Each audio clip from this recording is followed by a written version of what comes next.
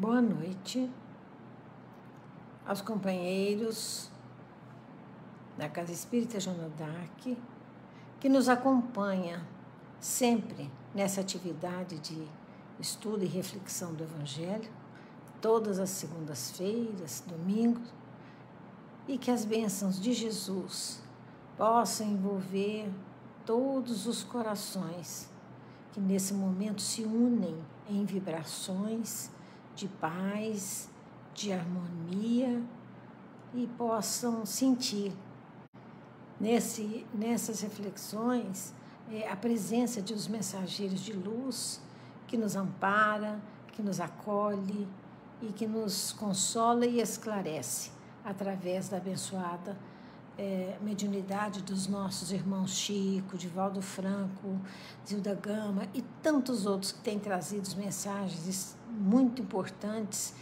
e significativas para as nossas vidas.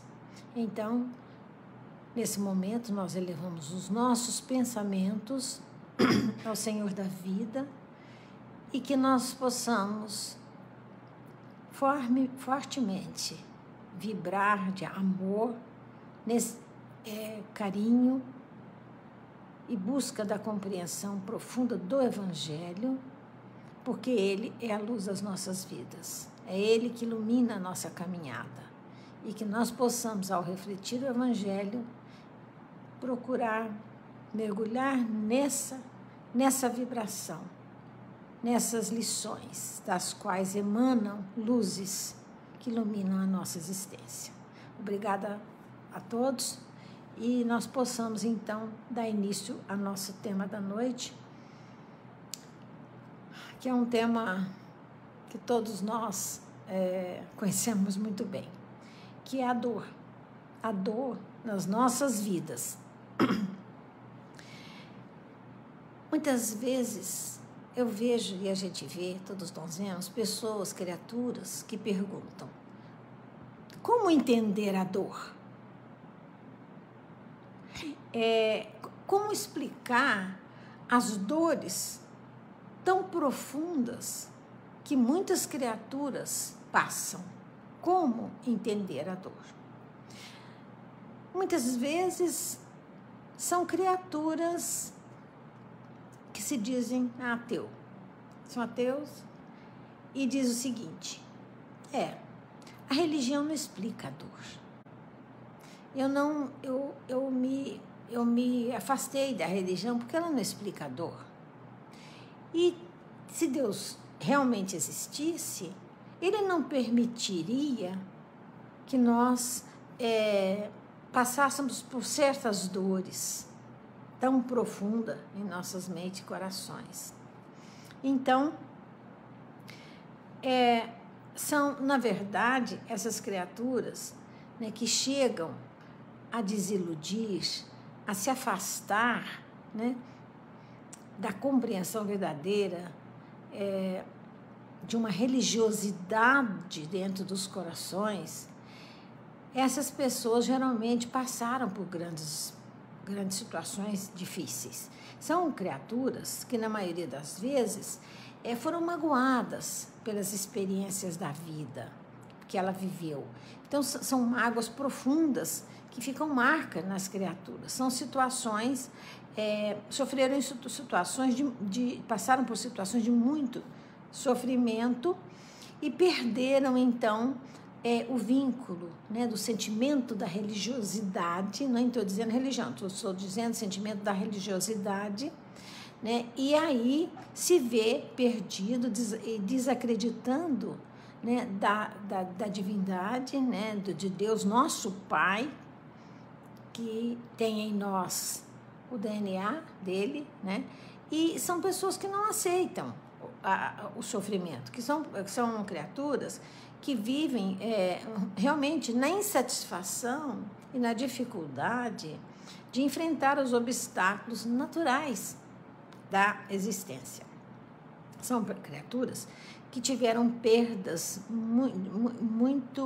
de criaturas muito afetivas, são perdas de família. Então, tudo isso quando nós não temos a religiosidade presente no nosso coração, na nossa intimidade, nós corremos o risco de cair numa crise de fé, numa crise existencial. Porque, na verdade, todos nós passamos por dores, por obstáculos, por sofrimentos, e aí nós não podemos permitir, né, nos entrarmos também numa crise de fé, uma crise de existência. Mas isso depende de cada criatura, do nível de compreensão, de visão da vida, do nível de visão de si mesmo e do mundo, e do seu propósito nessa existência. Então, quando não há uma compreensão, mais facilmente as criaturas caem na crise da existência. E aí desacreditam Deus. Se Deus existisse, eu não estaria nesse sofrimento. Então, meus irmãos, todos nós, é preciso que a gente se lembre que todos nós que passamos pela Terra, passamos por dores. É claro que uns sofrem dores menores que outros, né? Tem criaturas que passam toda a existência, do berço até o momento da desencarnação, em grande sofrimento. Quando você faz uma visita a um hospital de câncer, você vê crianças de 2 anos, de 3 anos, né, tomando lá a sua quimioterapia, porque sofrem, né, o câncer. Então, você vai falar, diz assim, mas por que essa criança tem câncer e tem tantas outras crianças que não? Por que essa criança sofre tanto? Ela vai para a cirurgia, volta, passa por todo um processo de muito sofrimento, né? E nessa história, muitas vezes, se a gente não ainda conquistou a fé verdadeira, nós entramos na crise da fé, né? Na crise da existência. E aí a gente se pergunta, por que acontece isso aí? Que alguns, né, tem durante a existência apresentam uma dose maior de sofrimento e outras criaturas parece que têm mais sorte. Não sofrem tanto quanto essas, que passam desde que nascem até a idade adulta e não conseguem, idiota, ou crianças que nascem com dificuldades de movimento, né, com paralisias no corpo, paralisias mentais. Então, são que não foram provocados por nenhum acidente, né, mas que estão uma dose diferente de sofrimento. Então, são essas crianças que desde o nascimento passam por caminhos dolorosos, por situações de muito sofrimento e, como exemplo que eu disse, essas crianças que com tenra idade já nascem com dificuldades, com problemas extremamente dolorosos para aqueles que a amam, para a família.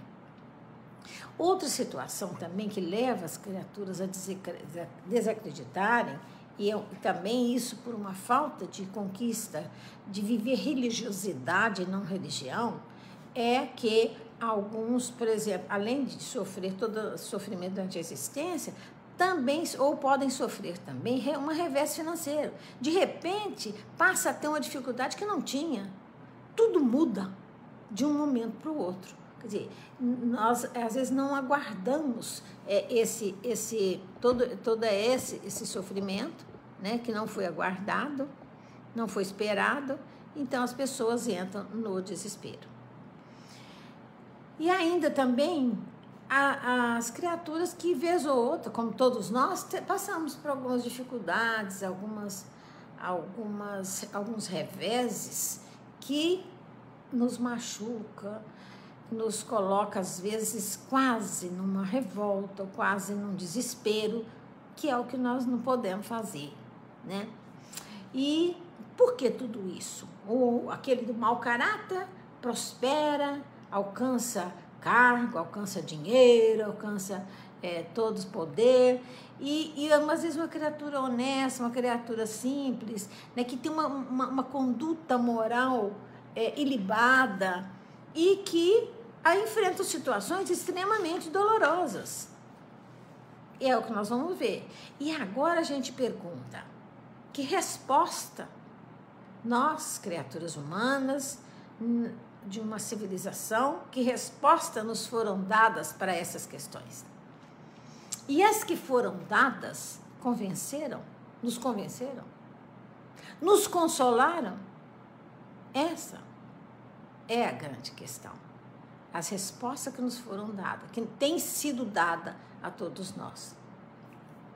Então, eu conheço, e se alguém conhece outro, pode dizer. Eu conheço uma que, por tradição, ouvia dizer, né, que são correntes religiosas que prometem o paraíso. Não, você vai sofrer bastante aqui na Terra, mas em compensação, né, você vai alcançar o paraíso. É natural você sofrer essas situações, porque depois você vai encontrar o paraíso. E aí eu pergunto assim, e a justiça divina? Eu passo por aqui, eu cometo prejuízos enormes aos outros, eu posso ser um criminoso, eu posso ser... Quer dizer, tudo que eu faço, depois eu vou ganhar o paraíso? Como o outro que passou a vida na honestidade, no trabalho, na dedicação ao próximo, no amor, né? Em condições de equilíbrio, de serenidade. Então, cadê a justiça de Deus? Onde ela está? E aí, eu vou baixar um pouquinho aqui, tá achando que tá meio alto. Então, nós nos perguntamos, né, que respostas? Então, essa resposta não convence, de que a recompensa será num paraíso.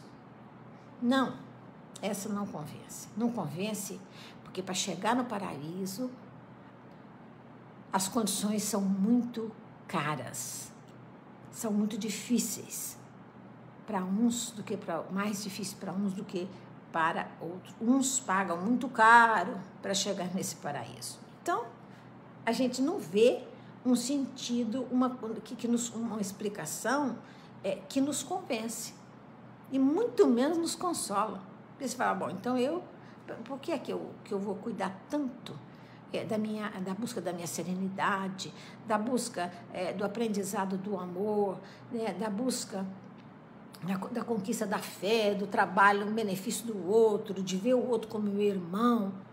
Acabou uma vida só, encerrou, né? E então, essa explicação, essa resposta não nos convence e muito menos nos consola. Então, a justiça de Deus. Há mais de quantos séculos? 20 séculos, né? Jesus disse e enviou o Consolador prometido. Nós sabemos que o Consolador prometido foi a doutrina espírita, que tem essa missão de esclarecer e consolar as criaturas humanas, né, quanto às suas experiências e vivências nesse planeta durante a sua existência. Então, esse Consolador prometido, que quando eu estou me referindo, vocês sabem, a doutrina espírita, ela realmente tem a missão de esclarecer as mentes humanas, né, e de consolar os corações que passam por aflições. Nesse sentido, é uma outra resposta à questão da dor na nossa vida. É outra resposta.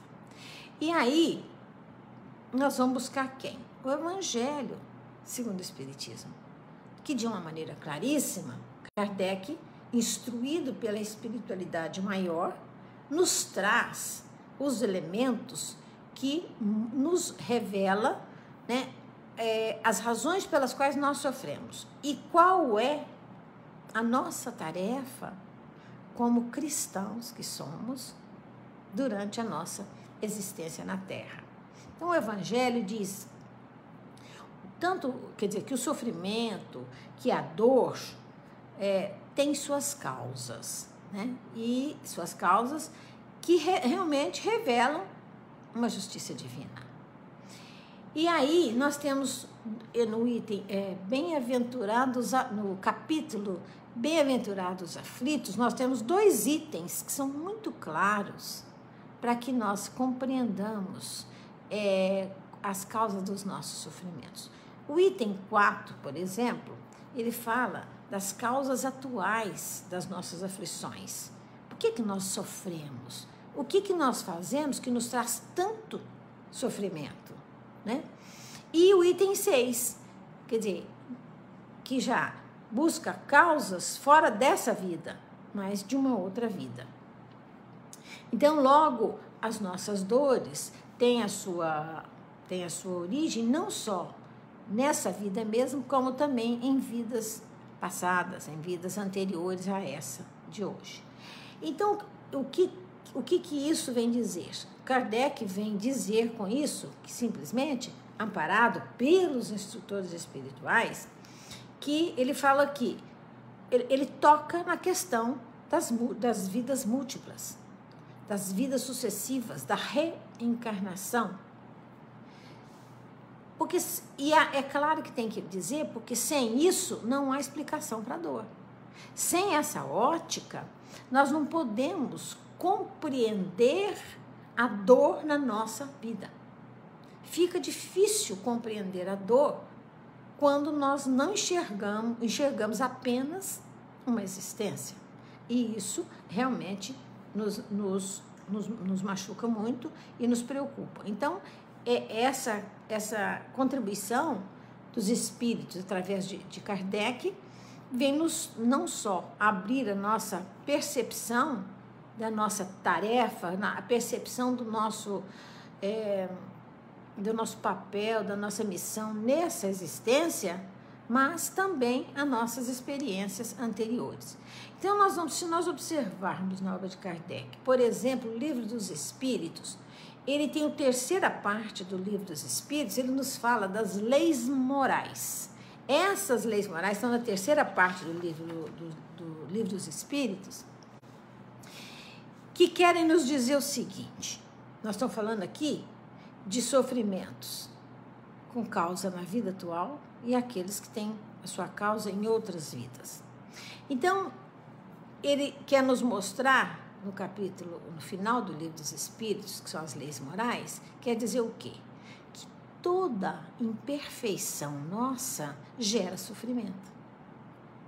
Que todo o mau caráter, a má formação do caráter, né, também atrai sofrimento. Que as nossas fraquezas morais que todos nós temos, também traz para nós angústia, provação, sofrimento. Então, na verdade, o que o Kardec diz, através dos espíritos, que ele escreve apenas as mensagens dos espíritos no Evangelho, é que, na verdade, todas essas causas estão na nossa intimidade. Então, a maioria dos nossos sofrimentos, nós somos responsáveis. Ninguém mais é responsável. Somos nós. Nós estamos tratando aqui das dores que têm a fonte nesta vida que nós estamos vivendo agora. Os responsáveis, ninguém mais do que nós. Não adianta dizer, porque fulano fez isso comigo. Não, nós é que encaramos. Ou para o bem, ou ignoramos para o mal. E cada um responde pelo que faz. Nós colhemos o que plantamos. Então, nessa vida aqui, todo o nosso sofrimento tem sua origem no nosso mundo íntimo, na nossa maneira de ser, nas nossas características íntimas, internas de cada um de nós. Tem uma obra chamada Religião dos Espíritos, escrita por Emmanuel, através da abençoada mediunidade do nosso Chico, que vem nos alertar muito em relação às causas atuais das nossas aflições. E ele, então, diz o seguinte, ele tem até uma mensagem inteira que ele fala assim, examine a própria aflição. Quer dizer, ele nos mostra, nos chama atenção para que nós observemos que aflições nós estamos vivendo. Por quê? por que é que eu estou passando por essa experiência dolorosa?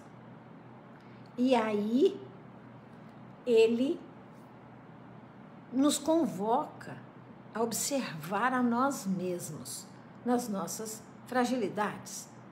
Então, por exemplo, aí ele cita alguns exemplos, eu até gostaria de, vou citar alguns, ele fala, por exemplo, o egoísta. O egoísta sofre muito, sabe por quê?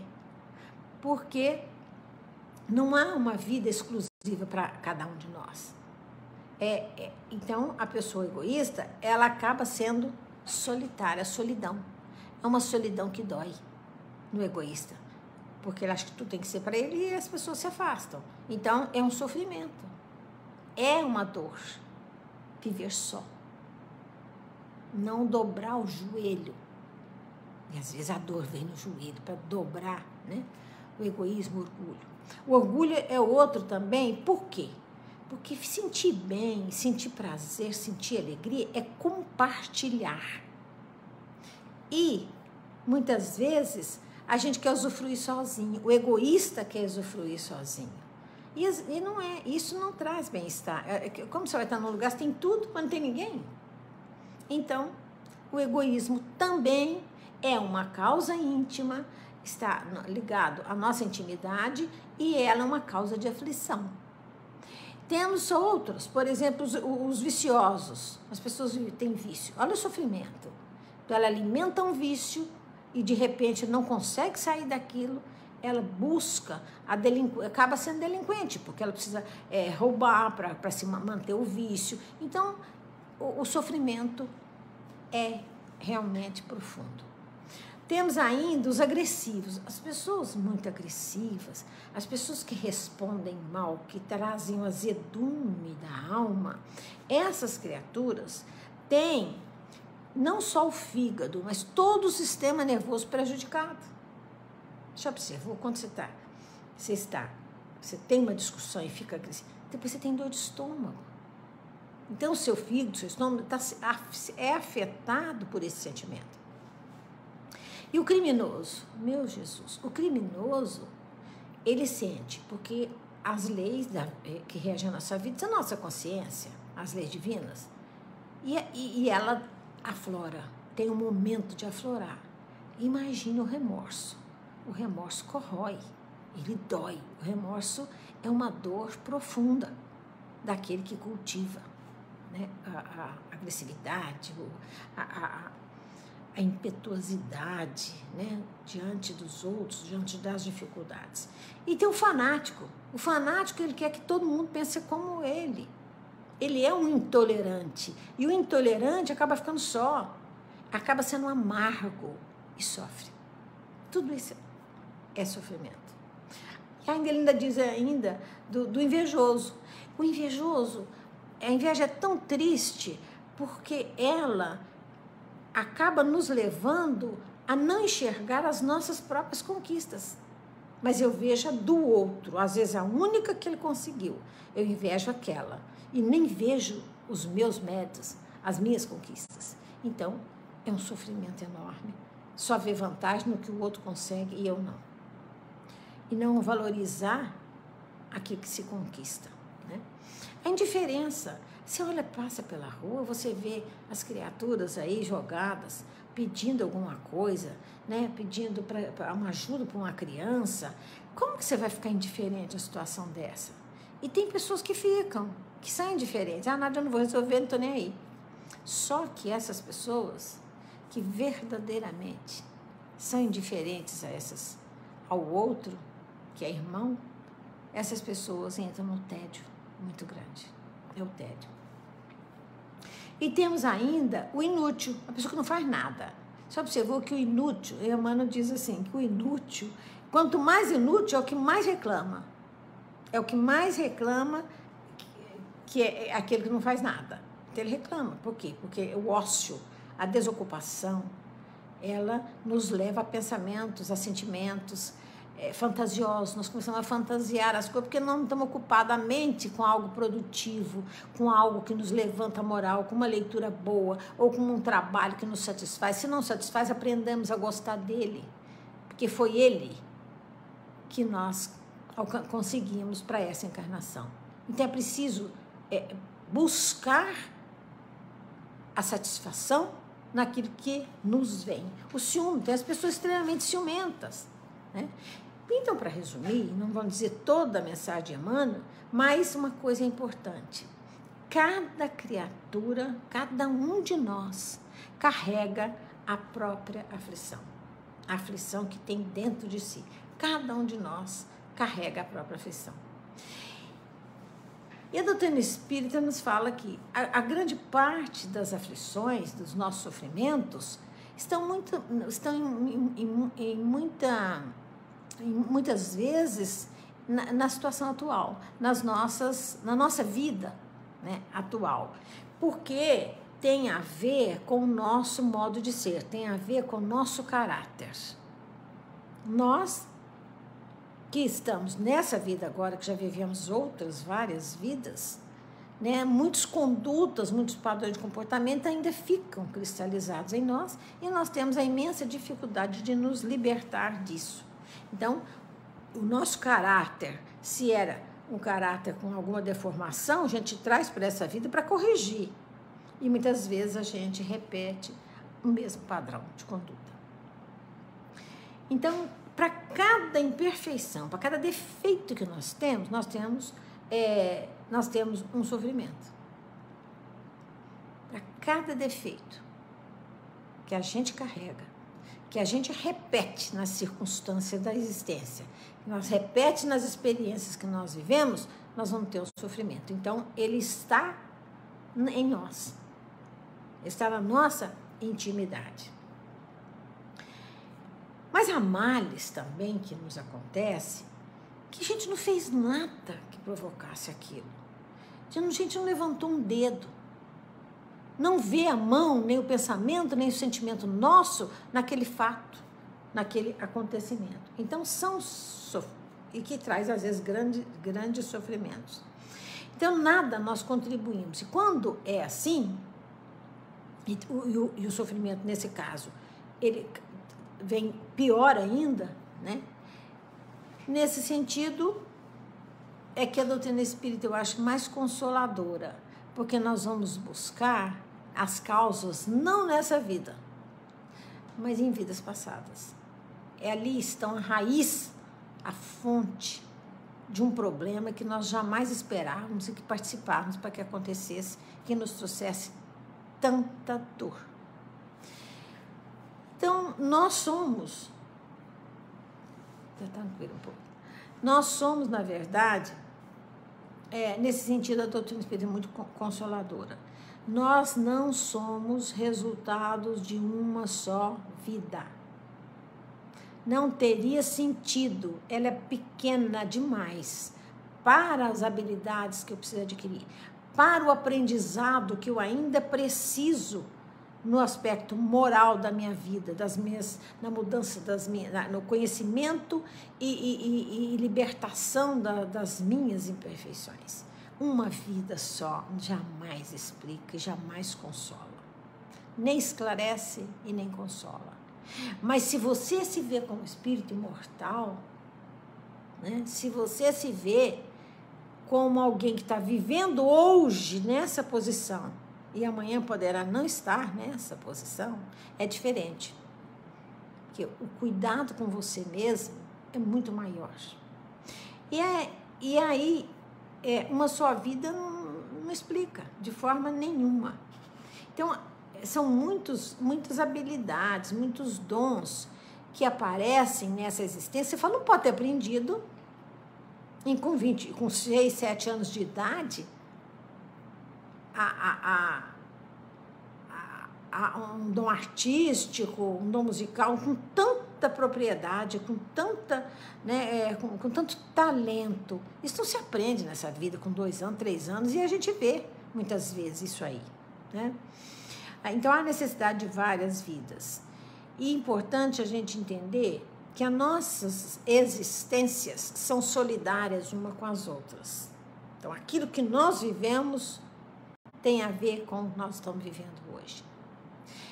Enxergar assim consola, porque você diz, não, eu tenho que eu posso construir meu futuro melhor. Se até agora eu não vou poder repetir, recomeçar, voltar atrás, mas eu posso hoje recomeçar e ter um futuro melhor, ter uma amanhã ou uma outra existência em condições melhores. E está na mão de cada um de nós, principalmente quando a gente está iluminado pelo Evangelho. Porque na Terra, nessa vida aqui, nós temos encontros muito felizes, mas também temos encontros dolorosos, difíceis, com criaturas que nós prejudicamos, ou que fomos prejudicados, que a gente olha, não tem a empatia e tem que viver, e tem que conviver com aquelas criaturas. Então, nós temos esses reencontros, porque somos espíritos imortais. E, evidentemente, nós somos, né, herdeiros de nós mesmos, das experiências que nós vivemos. E é importante a gente lembrar também que nós nascemos com propósitos definidos. Nós definimos no mundo espiritual, quando a gente vem ao planeta Terra, na condição de encarnado, nós temos um planejamento reencarnatório. Criaturas, almas nobres, que investem e que trabalham para a nossa encarnação, que nos auxilia a vir ao planeta. Aliás, hoje em dia está até difícil entrar na fila, porque o planeta não está fechando para que aqueles que já entraram no processo de regeneração continuem, né? E outros extremamente endurecidos não estão tendo mais chance de voltar à Terra. Então, é preciso valorizar a vida, é preciso dar valor a essa existência, porque ela foi planejada. Nós, na hora que planejamos no mundo espiritual, a gente pede tudo. A gente pede, eu posso ir com chaga, porque a gente sabe, tem a consciência tão plena e tão real dos erros cometidos, que a gente suplica para vir para cá, para corrigir um pouco, ou para reparar dores provocadas nos outros. Porque nós somos espíritos imperfeitos, almas frágeis, necessitadas de oportunidades novas. Então, nós pedimos dificuldade, nós pedimos situações que podem nos amargurar bastante. E aí, o que acontece? Nós chegamos aqui no mundo físico, encarnados, e as lições, nós não queremos, é o aprendiz que não quer a lição. Nós não queremos a lição, porque a lição dói. A lição é dolorosa. O doente, às vezes nós estamos doentes, e é o doente que não quer o remédio, que recusa o remédio, né? E aí é aquela fuga da realidade que só vai nos trazer, impedir a nossa realização e dos nossos propósitos antes de chegar aqui. Então, Emmanuel nos diz que é preciso valorizar até a aflição que nós vivemos hoje. Não revoltar, não entrar no desespero. Olhe, observe, examine a sua dor, que você vai encontrar a resposta. E vai, com serenidade, conquistar a simpatia de amigos espirituais que avalizaram a tua encarnação para te auxiliar. Isso é importante, é fundamental. Então, a gente às vezes vem aqui e volta ao mesmo egoísmo de antes. O egoísmo de antes. Então, a gente perde a oportunidade bendita, né, e fica adiando realizações que já poderiam estar sendo realizadas nesse momento. Então, quem foi que mostrou o maior testemunho, o supremo testemunho na Terra? Foi Jesus. Ele, de testemunho de fé, de confiança, né? Foi Jesus. Ele mostrou através de toda a passagem dele pela Terra, pelo planeta, e no sofrimento todo, no todo o calvário que ele viveu na cruz. Então, o que a doutrina espírita vem nos alertar? Nós precisamos o quê? De viver o Evangelho. A gente às vezes sabe muito do Evangelho, teoricamente, na cabeça, mas não passamos para o coração. Às vezes a gente se esquece de olhar uma pessoa que chega, está perto da gente, a gente não está nem aí, nem cumprimenta. Olha, é um irmão seu. Por que não olhar com olhar, não ver a pessoa com um olhar de generosidade? Então, são nossas dificuldades. Então, o que Emmanuel nos faz? Além de valorizar as nossas aflições, por quê? Porque as aflições que nós vivemos nos faz crescer, nos faz enxergar coisas novas, possibilidades novas. Peraí, já estou terminando, tá? Eu estou com receio de passar. Bom, enfim, nós precisamos disso no Evangelho. Porque não adianta, quando a pessoa está, na hora que ela perde um filho, você vai lá explicar para ela que a vida continua? Não. Nesse momento ela precisa de coragem, de conforto. Então é preciso ser trabalhado, a gente trabalhar antes para que na hora da aflição, na hora da dor, a gente saiba sublimar, superar melhor, com mais facilidade.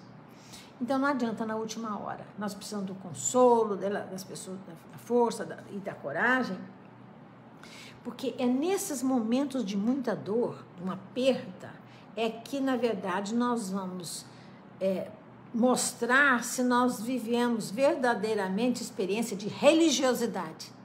Não estou falando de religião, de religiosidade. É nesses momentos.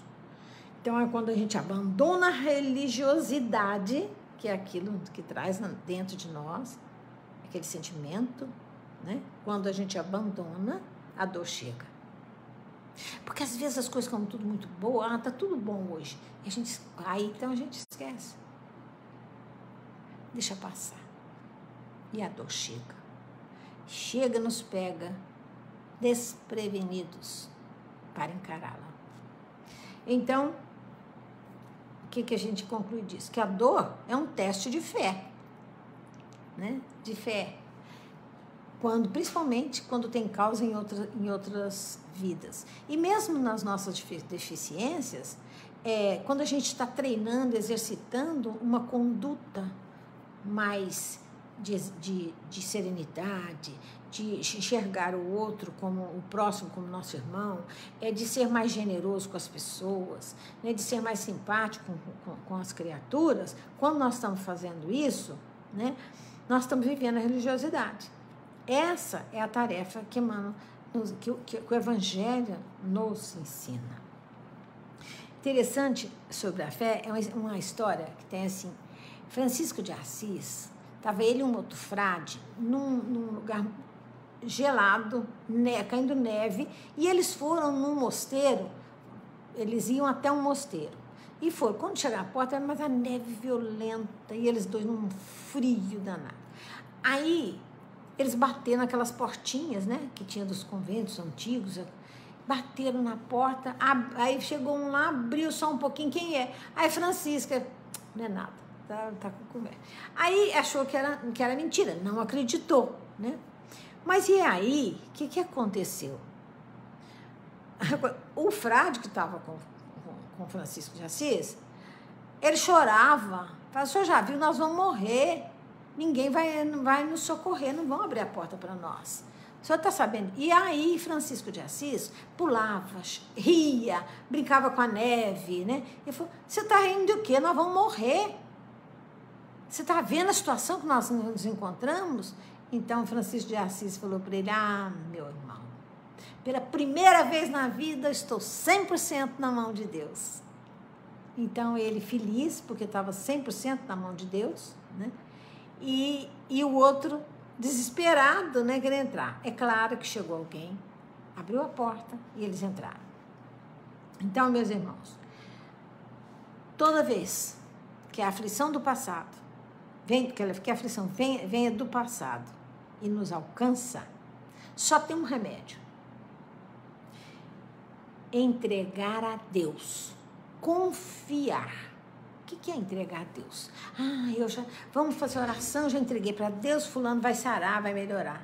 Entregar a Deus significa: faça a vontade dele e não a minha.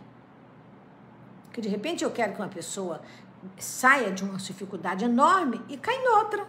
Eu não sei o que é o melhor para ela. Eu oro para que ela tenha coragem para enfrentar a sua luta, mas não para que Jesus e o Pai venha resolver aquele problema. Nós enxergamos Jesus não como milagreiro, mas como um irmão maior, como modelo, como guia, que nos auxilia e está conosco a todo momento, através dos incansáveis obreiros, mensageiros de luz, aquelas almas que já alcançaram uma iluminação e que podem intermediar a misericórdia divina na assistência para conosco. Então, meus irmãos, a confiança em Deus, nos teus desígnios, nos consola. Porque, às vezes, algumas coisas nos acontecem e a gente pensa assim, nossa, mas isso foi muito ruim para mim, não devia ter. Passa um tempo, você vai depois descobrir que aquilo foi uma bênção. É difícil a gente enxergar isso, mas é necessário. Se nós não enxergarmos que nosso poder chega até ali, que quando nós não podemos fazer mais nada, não estamos pregando conformismo. Nós estamos dizendo que quando eu não tenho mais recursos, que eu já busquei todas as formas para resolver uma questão e ela não é resolvida, entregue a Deus. Ele sim tem a solução para todas as nossas dificuldades. Essa foi a mensagem dessa noite. E eu quero agradecer a presença virtual de todos que participaram dessa fala e que vocês contem comigo na próxima vez. E agradecer a presença de todos. Que a paz do Mestre Jesus alcance todos os corações, hoje, sempre, e todos os lares aqui representados pelas criaturas que estão participando dessa reflexão. Que Jesus abençoe a todos.